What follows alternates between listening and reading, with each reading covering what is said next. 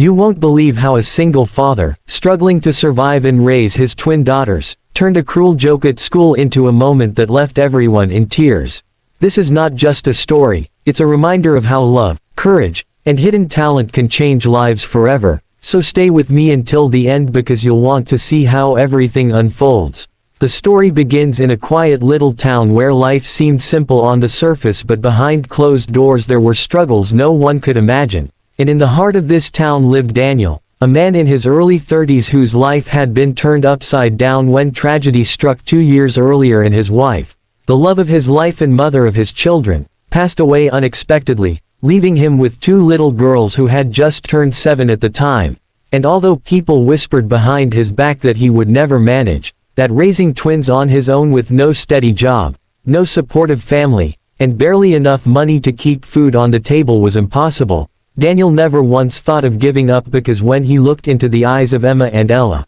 his beautiful twin daughters with their big brown eyes and long messy hair, he saw not only the reflection of his late wife but also the reason to keep breathing every single day. He worked odd jobs, cleaning, painting, delivering groceries, anything that would bring home a little money, often returning late at night with blistered hands and aching bones, but always with a smile forced on his face so the girls wouldn't see the exhaustion or the worry that kept him awake at night. And in those quiet evenings when they all sat together in their small 2-room apartment, eating soup made thinner so it would last 2 nights or bread dipped in milk because that was all they had, the twins would sometimes hum to themselves in soft voices, singing lullabies their mother once sang to them, and Daniel would close his eyes and listen, feeling the pain and the love in their voices, never imagining that those same fragile little voices would one day shake an entire school and silence a crowd that once came to laugh at them. When the moment finally arrived, no one in the crowded school auditorium expected anything more than a laugh,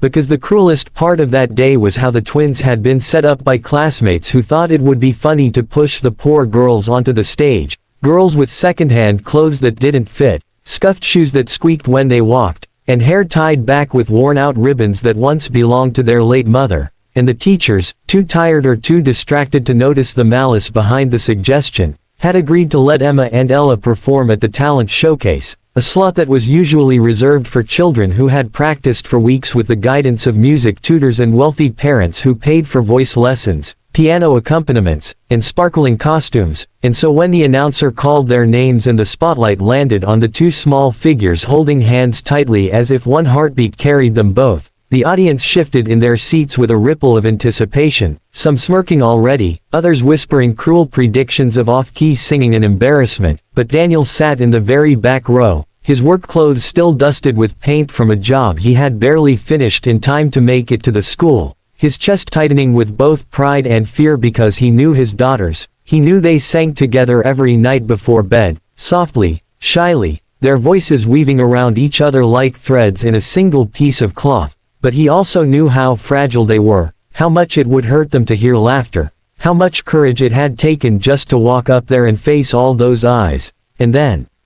in the silence that followed their nervous introduction, Emma squeezed Ella's hand, Ella nodded, and together they opened their mouths to sing. And what came out was not the shaky, off-pitch sound anyone had been expecting, but a harmony so pure and haunting that it seemed to wrap itself around every soul in that room, stopping whispers mid-breath, erasing smirks, making even the restless children freeze in awe as the voices of the twins rose and fell like waves, carrying grief, love, and hope in every note. And Daniel felt tears blur his vision because it was like